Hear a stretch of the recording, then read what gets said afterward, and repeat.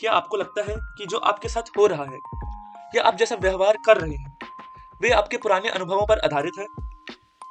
तो हाँ, आज मैं एक ऐसे ही व्यक्ति के बारे में बात करने वाला हूँ जिनके सिद्धांत कुछ इसी पर आधारित है। सभी को मेरा नमस्कार।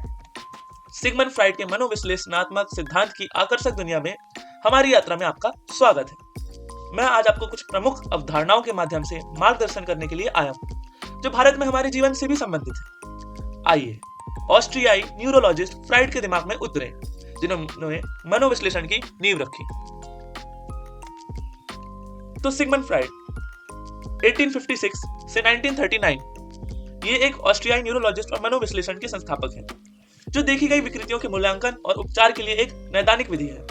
जैसा कि रोगी और मनोविश्लेषक के बीच संवाद के माध्यम से उत्पन्न हुआ है, उसी पर आधारित ये सिद्धांत है। तो ये एक ऑस्ट्रियन न्यूरोलॉजिस्ट है, साइकोएनालिसिस के फाउंडर, और इनका जो संवाद है वो एक मनोविश्लेषण और एक मरीज के संवाद पर आधारित है। तो हम अब इनके सिद्धांत के जो महत्वपूर्ण बिंदु हैं उन पर एक नजर डाल लेते हैं। अनकॉन्शियस माइंड यानी कि अवचेतन मन, आइसबर्ग मॉडल यानी हिमखंड पर आधारित एक मॉडल, साइकोसेक्सुअल डेवलपमेंट, हमारा व्यक्तित्व किन किन स्टेज से होकर गुजरता है और कैसे डेवलप होता है, इस पर बात हुई है। रक्षा तंत्र यानी कि डिफेंस मैकेनिज्म, ड्रीम एनालिसिस यानी कि हमारे सपनों का विश्लेषण। तो सबसे पहले बात करते हैं अनकॉन्शियस माइंड यानी कि अवचेतन मन। सिगमंड फ्राइड के अनुसार हमारा जो मन है वो 3 हिस्सों में बांटा जा सकता है। कॉन्शियस यानी कि चेतन मन, प्री कॉन्शियस यानी कि थोड़ा बहुत चेतन है, थोड़ा बहुत अवेयर है, कुछ इस तरह का मन। अनकॉन्शियस पूरी तरह से अवचेतन। तो जो हमारा अनकॉन्शियस माइंड है ये हमारे कुछ ख्याल, यादों और इच्छाओं पर आधारित है। हमें इसके बारे में अवेयरनेस नहीं होती, हमें मालूम नहीं होता, लेकिन ये होता है। हमारे दिमाग के किसी हिस्से में ये एक्टिव होता है और हमारे दिमाग को एक आइसबर्ग यानी कि हिमखंड की तरह सिगमंड फ्राइड ने समझाया है, जिसे हम आगे और डिटेल में बात करते हैं। फिर आता है साइकोसेक्सुअल डेवलपमेंट। तो फ्राइड का मानना था कि हमारा व्यक्तित्व मनोवैज्ञानिक चरणों की एक श्रृंखला यानी कि साइकोसेक्सुअल स्टेजेस के माध्यम से विकसित होता है। प्रत्येक चरण एक विशिष्ट शरीर के अंग से जुड़ा होता है। ये हमें जटिल लग सकता है, लेकिन इसे बचपन से वयस्कता तक की यात्रा के रूप में सोचें, जहां अनुभव हमारे व्यक्तित्व को अनोखे तरीके से आकार देते हैं। मैं एक उदाहरण देना चाहूंगा कि कोई बच्चा या कोई व्यक्ति है जिसे तैराकी बिल्कुल भी नहीं आती है, वे कभी कहीं डूब रहा हो या उसके साथ पानी में कोई अच्छा अनुभव ना रहा हो, तो उसके दिमाग में या उसका शरीर जो है वो पानी के प्रति एक रेजिस्टेंस बना लेगा।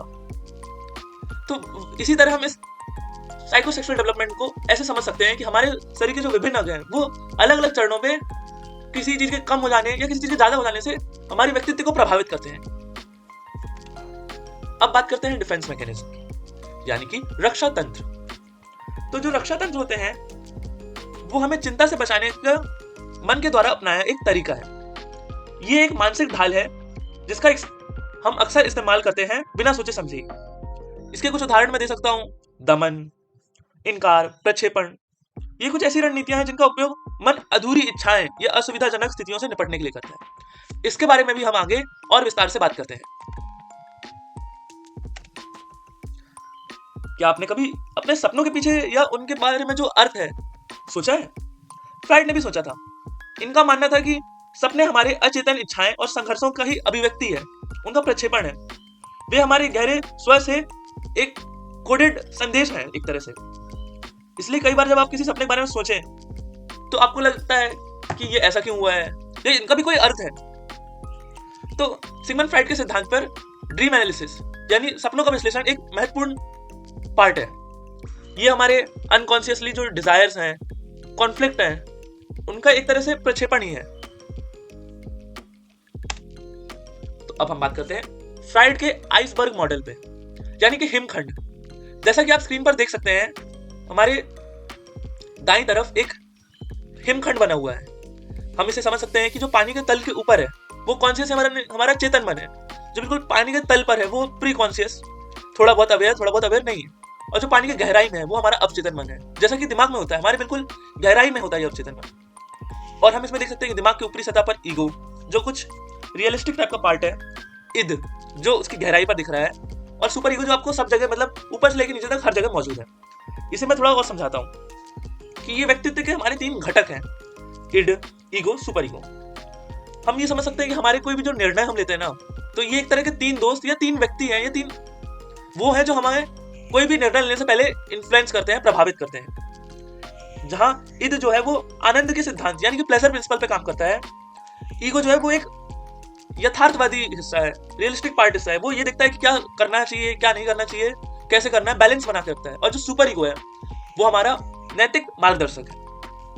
उदाहरण के लिए मैं आपको एक एग्जांपल बताता हूँ कि जो छोटा बच्चा होता है उसे लगता है कि सब लोग कुछ खा रहे हैं तो मुझे भी खाना चाहिए, तो ईद वाला पार्ट देगा कि मुझे तो खाना है, मुझे सबसे ज्यादा खाना है। लेकिन जो ईगो वाला हिस्सा है वो ये सोचेगा कि नहीं, मैं अभी नहीं खाता हूँ, मेहमान भी खा रहे हैं। और जो सुपर ईगो है वो तो ये बोलता ही है कि बिल्कुल खाना ही नहीं है, अभी मेहमानों के लिए है, माँ ने कहा है कि मेहमानों के लिए ये है तो तुम अभी नहीं खा सकते। लेकिन ईगो एक बीच का रास्ता अब लेके आएगा कि मैं अभी नहीं खाता हूँ, मेहमान चले जाएंगे तब मैं खा लूंगा। इस तरह से ईद की बात भी हो जाएगी, सुपर ईगो की भी बात भी हो जाएगी। तो ईगो कुछ रेफरी या अंपायर टाइप का काम करता है जो बीच का एक रास्ता निकालता है। और जो ईद है ना वो बचपन से ही हमारा डेवलप होता है, उसे अपने लाइफ को बढ़ाने के लिए या कुछ प्लेजर प्रिंसिपल टाइप की हमारी इच्छाओं को पूरे करने का ही मकसद होता है। जैसे कोई छोटा बच्चा होता है उसे लगता है कि मुझे बस खाना है, उसे कोई भी चीज अपने आसपास दिखेगी वो खा लेगा। कुछ सालों बाद उसका धीरे धीरे सुपर ईगो और ईगो पार्ट डेवलप होता है, जिससे उसे पता चलता है कि नहीं, ये खाने की चीज नहीं है, इसे मैं नहीं खा सकता, या मैं इसे अभी नहीं खा सकता, बाद में खा सकता हूँ। तो कुछ इस तरह की ये तीनों चीजें जो हमारे हर एक्शन को इन्फ्लुएंस करती हैं। एक और उदाहरण दे सकता हूँ कि आप सड़क पर जा रहे हैं तो आप देख रहे होंगे वहां पे कुछ नोट पड़े हैं, कुछ पैसे पड़े हैं। हालांकि आप उसे उठाएं ना उठाएं, लेकिन कहीं ना कहीं दिमाग के बैक ऑफ द माइंड आपको कुछ एक ऐसा ख्याल आता है कि ये पैसे पड़े हैं, मैं उसे उठा लूं क्या। तो ये ईद है जो ऐसे निर्देश दे रहा है। लेकिन सुपर ईगो आपको पता है कि नहीं, ये किसी और के पैसे हो सकते हैं, कोई भूल गया होगा, वो उठाने वापस आएगा। ईगो आपका रियलिस्टिक पार्ट है जो आपके व्यक्तित्व पर निर्भर कर रहा है, आप उसे उठा रहे हैं नहीं उठा रहे हैं, या जो भी आपने सोचा होगा। तो अब हम आते हैं हमारे वीडियो के अगले पार्ट पर, यानी कि रक्षा तंत्र, डिफेंस मैकेनिज्म। तो डिफेंस मैकेनिज्म की हम बात करते हैं तो ये कुछ ऐसी टेक्निक्स हैं, कुछ ऐसी रणनीतियां हैं जो हमारे दिमाग का ईगो वाला हिस्सा जो है वो ईद की अपूर्ण इच्छाएं, अभिलाषाओं से बैलेंस करने के लिए, बचाव के लिए ये करता है। ये एक इनडायरेक्ट वे है। एग्जाम्पल के लिए मेरा कोई काम नहीं होता, मतलब मुझे भूख लगी थी, मुझे खाना नहीं मिला, तो इसका एक डायरेक्ट वे क्या होता है, इसका डायरेक्ट समाधान ये होता है कि मैं जाके खाना खा लूं। लेकिन एक इनडायरेक्ट वे कि मैं ये बोल रहा हूँ कि मुझे तो खाना ही नहीं मिला, कोई बात नहीं, मैं कल खा लूंगा। तो मतलब अपने दिमाग को या अपने आप को एंजाइटी से बचाने के लिए जो ये कुछ रणनीतियां है ना, ये रक्षा तंत्र में आते हैं। मैं आपको मतलब अभी दिखाता हूं कि किस तरह से हम अपने जीवन में कई बार इनका प्रयोग करते हैं, हमें मालूम भी नहीं होता, लेकिन ये करते हैं अपने आप को सेटिस्फाइड रखने के लिए, एंजाइटी से बचाने के लिए। तो कुछ रक्षा तंत्रों की बात करते हैं आगे। रेशनलाइजेशन यानी कि युक्तिकरण।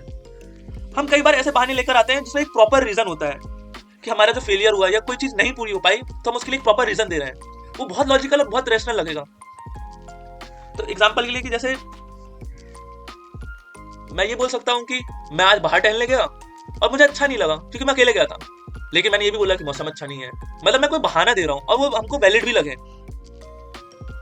तो इसके मैं 2 प्रकार बता सकता हूँ कि ग्रेप्स आर सोर, अंगूर खट्टे होते हैं। मेरा एग्जाम जो था उसके लिए मैंने अच्छे से पढ़ाई नहीं की थी तो मेरा पेपर अच्छा नहीं गया, लेकिन अब मैं ये तर्क लेके आ रहा हूँ कि पेपर टफ आया था, बहुत कठिन था पेपर। तो आप समझ रहे हैं ना कि हमने ग्रेप्स आर सोर कुछ इस तरह का उदाहरण दिया है कि हम अंगूरों को इकट्ठे बता रहे हैं। तो आप ये एनालॉजी समझ सकते हैं। इसका एक और उदाहरण बताया है कि लेमन्स आर स्वीट। पेपर का एग्जांपल लेते हैं कि मेरी जो परीक्षा थी वो बहुत, एक्चुअल में मतलब जो पेपर था वो बहुत कठिन था, तो अब मैं ये रैशनलाइज कर रहा हूँ कि मैं ही पढ़ के नहीं गया होऊंगा, पेपर का क्या है, तो ये लेमन्स आर स्वीट है। तो हम कई बार अपने जीवन में ऐसे रैशनलाइज करते रहते हैं, मुझे साथ कुछ अच्छा नहीं हुआ, मेरी गलती होगी, या मेरे साथ अच्छा नहीं हुआ, इसकी गलती होगी। इस तरह के जितने भी सिचुएशन हुए जहां पे हम एक तर्क लेके आ रहे हैं वो रैशनलाइजेशन है। अगली की बात करते हैं रिग्रेशन यानी कि प्रतिगमन। आपके साथ कुछ ऐसा हो जाए कि आप अपनी पुरानी अवस्था या कि जो पिछली अवस्था है उसमें जाकर कुछ व्यवहार कर रहे हैं। इसका सबसे कॉमन एग्जांपल है कि आप बचपन से आप अपने मम्मी पापा के साथ रहे हो, आपको बहुत अच्छे से रहने की आदत हो, फिर आपको आपके बॉस ने या फ्यूचर में किसी ने बहुत बुरी तरह से चिल्ला दिया, आप सह नहीं पाए, अब आप कोने में जाकर बिल्कुल बैठ के बच्चों की तरह रो रहे हैं, जो मतलब इस अवस्था में तो कभी एक्सपेक्टेड था ही नहीं, पर अब आप रो रहे हैं, बिल्कुल बच्चों जैसे रो रहे हैं। कुछ इसी तरह का एग्जाम्पल है। मतलब कुछ इस तरह से बिहेव करना जो स्टेज में तो एक्सपेक्टेड ही ना हो, कुछ पुरानी हरकतों पर आधारित हो, तो ये रिग्रेशन होता है, यानी कि प्रतिगमन। अब मैं अगले की बात करता हूं, सब्लिमेशन, यानी कि उदात्तीकरण। हम अपनी जो ऊर्जा है या जो हमारी जो भावनाएं, इमोशन है, उनको ट्रांसफर या चैनलाइज कर रहे हैं किसी ऐसे रूप में जो समाज में एक्सेप्टेबल है या अप्रूवेबल है, बजाय उसके जो पहले अप्रूवेबल नहीं था। फॉर एग्जाम्पल, किसी व्यक्ति को मारपीट बहुत पसंद है, वायलेंस करना बहुत पसंद है, तो अब ये तो एक्सेप्टेबल नहीं है, ये समाज इसकी अनुमति नहीं देगा। तो वो क्या करता है, मैं फौज में चला जाता हूँ, आर्मी के लिए काम करता हूँ, मैं देश की सेवा भी कर रहा हूँ और मेरी जो ये एनर्जी है यहाँ पे ट्रांसफर भी हो चुकी है। या फिर मैं बॉक्सर बन जाता हूँ, एथलीट बन जाता हूँ, मेरी जो एग्रेशन है वो इस रूप में कन्वर्ट हो जाता है। एक और एग्जांपल दे सकता हूँ कि जो शायर होते हैं, कवि होते हैं, तो हमारे अंदर की जो प्रेम रूपी भावनाएं होती हैं, हम उसको व्यक्त नहीं कर पा रहे हैं, लेकिन हम उसको ट्रांसफर कर दे रहे हैं, कविताएं लिख रहे हैं, शायरियां दे रहे हैं, गजलें गा रहे हैं, तो ये एक समाज के एक्सेप्टेबल फॉर्म हो गया। ये जैसे मैं एग्जांपल दे सकता हूँ कि वेस्टर्न सभ्यता में एक ब्रॉन्टे सिस्टर्स करके, जिनके क्लासिक्स अभी भी पढ़े जाते हैं, तो उनके जीवन में बहुत गम होगा, बहुत डिप्रेशन ही होगा, तो वो अपनी जो गुस्सा है ना वो सब पर निकाल नहीं सकते, तो उन्होंने कुछ किताबें लिख दी इसी तरह। तो इसे सब्लिमेशन बोलते हैं, उदात्तीकरण। अब हम बात करते हैं अगले रक्षा तंत्र के बारे में, डिस्प्लेसमेंट, विस्थापन। जैसे कि फिजिक्स में होता है एक जगह से दूसरी जगह पहुंच जाना, कुछ इसी तरह है ये विस्थापन। हमारा जो एक्शन इमोशन किसी रिस्की सिचुएशन में उत्पन्न हो सकता था, उसको हमने सेम चीज कहीं और प्रकट कर दिया। आज ऑफिस में मेरे से काम अच्छे से नहीं हुआ, या किसी भी वजह से बॉस ने मुझे गुस्से से चिल्ला दिया, तो अब मैं बॉस को तो मुक्का मार नहीं सकता, बॉस पे अपना गुस्सा दिखा नहीं सकता, बहुत रिस्की सिचुएशन है, तो मैं घर आके अपने वाइफ पे, अपने बच्चों पे गुस्सा निकाल रहा हूं, तो ये डिस्प्लेसमेंट होता है। या मुझे किसी ने बहुत ज्यादा डांट दिया, अब आके मैं दरवाजे को ठोक रहा हूं, बढ़िया दीवार पे मुक्का मार रहा हूं। कुछ मूवीज में आप देख सकते हैं कि हमारा जो डिस्प्लेसमेंट है, जो भावनाएं कहीं और निकल रही हैं। एग्जाम्पल के लिए आपने कबीर सिंह मूवी देखी होगी, तो उसके जो इमोशंस हैं उसने किसी और चीज पे ना देके उसको कहीं और ट्रांसफर कर दिया है, ये एक तरह से डिस्प्लेसमेंट ही है। तो अब अगले रक्षा तंत्र के बारे में बात करते हैं, रिप्रेशन एंड सप्रेशन। ये दोनों चीजें कहीं ना कहीं कुछ हद तक सेम ही लगती हैं। तो जो रिप्रेशन होता है उसका मतलब होता है दमन, और सप्रेशन मतलब समन। किसी चीज का हमने दमन कर दिया, किसी चीज का हमने समन कर दिया, मतलब हमारी कुछ ऐसी यादें हैं, कुछ ऐसे अनुभव हैं जो हम नहीं चाहते हमारे दिमाग में रहे। ये मतलब मुझे खाना अच्छा नहीं लगा कहीं का, मैं पार्टी में गया था, मेरे बॉस ने मुझे पार्टी दी, वहां का खाना अच्छा नहीं लगा, या मेरे कोई रिश्तेदार है उनकी शादी में गया मैं, वो मेरे बहुत अच्छे रिश्तेदार है, मैं उनको ये तो नहीं बोल सकता कि खाना बिल्कुल अच्छा नहीं है, तो मैं ये चाहता नहीं हूँ कि बात प्रकट हो, तो मैं अपने दिमाग में बार बार ये जोर डाल रहा हूँ कि नहीं ये मेरे रिश्तेदार हैं, यहाँ पे और भी अच्छी चीजें हैं पार्टी में, मैं खाने पे क्यों फोकस करूँ। तो ये हम सप्रेशन कर रहे हैं, हम कॉन्शियसली, चेतना के साथ हम इस बात को भुला रहे हैं, तो ये होता है सप्रेशन। वही रिप्रेशन होता है कि हम अपना कॉन्शियसली कुछ नहीं करते, अनकॉन्शियसली अवचेतना के साथ हमारा दिमाग उस बात को भुला देता है। हमारे पुराने वक्त में हमारे साथ कुछ अच्छा नहीं हुआ, कुछ गलत अनुभव हो गए, तो हम उनको हटाने के लिए हमारे दिमाग अपने आप उसको बैक ऑफ द माइंड गायब करते जा रहा है, तो ये कुछ रिप्रेशन हो गया है। दोनों हमें सेम लग सकती है, बस दोनों का यही एकमात्र अंतर है कि एक अनकॉन्शियस फॉरगेटिंग है और एक कॉन्शियस इफेक्ट का असर है। तो अब हम अगले उस पर बात करते हैं, इंटेलेक्चुअलाइजेशन, यानी कि बौद्धिकरण। हम कई बार कुछ इमोशन, कुछ भावनाओं को रोकने के लिए उसके जो इंटेलेक्चुअल या मटेरियलिस्टिक चीजें हैं उस एस्पेक्ट पर बात कर रहे हैं। तो जैसे कि आप किसी फ्यूनरल पे गए, है ना, किसी की 13वीं पर गए, तो वहां पे बहुत शोक का माहौल है, आपको बहुत ज्यादा रोना आ रहा है, मतलब हद से ज्यादा रोना आ रहा है, पर आप अब ये सोचेंगे कि नहीं, जीना मरना तो जिंदगी का ही पार्ट है, तो ये सब भी झेलना चाहिए। तो मतलब हम आपको बहुत ज्यादा मटेरियलिस्टिक, हम बहुत ज्यादा इंटेलेक्चुअल होकर सोच रहे हैं, हम अपने इमोशंस को अवॉइड कर रहे हैं, तो ये होता है इंटेलेक्चुअलाइजेशन। अब मैं एक और पे बात करता हूँ, ये तो बहुत ही कॉमन होगा, आप सोच सकते हैं, डिनायल, इनकार कर देना। ये मतलब मुझे लगता है कि हर जगह ही आपको ये देखने को मिलेगा, आप ऐसे बिहेव कर रहे हैं जैसे वो तो हुआ ही नहीं है, हम वास्तविकता को एक्सेप्ट ही नहीं करना चाहते, स्वीकार ही नहीं कर रहे हैं हम। तो जैसे कि आपकी तबीयत खराब है, आप डॉक्टर के पास गए, अब पहले भी तबीयत खराब हुई थी तो आप डॉक्टर के पास नहीं गए, पर अब ज्यादा तबीयत खराब हुई तो आप डॉक्टर के पास गए, और डॉक्टर बोला कि आपको कोई बहुत बड़ी बीमारी हो चुकी है। आप बोलेंगे हैं, ये कैसे हुआ, ये तो हो ही नहीं सकता, मैं तो पहले ठीक रहता था, अब मुझे कैसे हो गया, मैं मान ही नहीं सकता कि मैं बीमार भी हो सकता हूँ। या फिर कुछ घर वाले होते हैं ना, उनको अपने बच्चों पे बहुत विश्वास होता है कि हमारा बच्चा बहुत सीधा साधा है, और वो स्कूल में कोई शैतानी कर दे, तो पेरेंट्स मीटिंग में टीचर बोलेंगे कि देखिए आपका लड़का ऐसा कर रहा है, आपके लड़के ने ये तोड़ दिया। ये आप क्या बोल रहे हैं, हमारा लड़का तो ऐसा कर ही नहीं सकता है, इतनी शैतानी तो हमारा लड़का कभी नहीं करेगा। तो डिनायल है, कितनी सारी चीजों को हम रिजेक्ट कर देते हैं जैसे हो ही नहीं रहा है। हम कहीं चल रहे हैं, मतलब कभी नंगे पांव सड़क पर ही चल रहे हैं, तो जमीन बहुत गर्म है, बहुत धूप पड़ रही है, पैर जल रहे हैं। नहीं, मेरे तो पैर जल ही नहीं रहे हैं। मतलब बहुत अच्छे अच्छे उदाहरण भी दिए जा सकते हैं, और छोटे से छोटे लेवल पे भी ये तो बहुत ही ज्यादा मतलब रेलेवेंट, और मैं बोल सकता हूँ कि बहुत ज्यादा ही उपयुक्त रक्षा तंत्र है। तो आपने अब समझ ही लिया होगा कि किस तरह हमारे जीवन में, हमारे रोजमर्रा के जीवन में हम कई सारे रक्षा तंत्रों का उपयोग में लाते हैं। तो यहीं पे मैं अपनी वाणी को विराम देना चाहूंगा, और मैं ये बताऊंगा कि कैसे सिगमंड फ्राइड ने जो सिद्धांत और कुछ बिंदु दिए हैं वो हमारे जीवन में कितना उपयुक्त है। और हम देख सकते हैं कि हमारे रोजमर्रा के जीवन में ये कई बार आते रहते हैं, पर हमारे ध्यान से निकल जाते हैं। तो इन चीजों का ध्यान रखें, और जो ये रक्षा तंत्र है इनका वहीं पर प्रयोग करें जहाँ पे जरूरी हो, और डायरेक्ट वे प्रेफर करें। मतलब रक्षा तंत्र तो इनडायरेक्ट वे हुआ ना, तो ये समाधान नहीं हुआ है, जो एक्चुअल में समाधान हुआ उसका प्रयोग करें। धन्यवाद।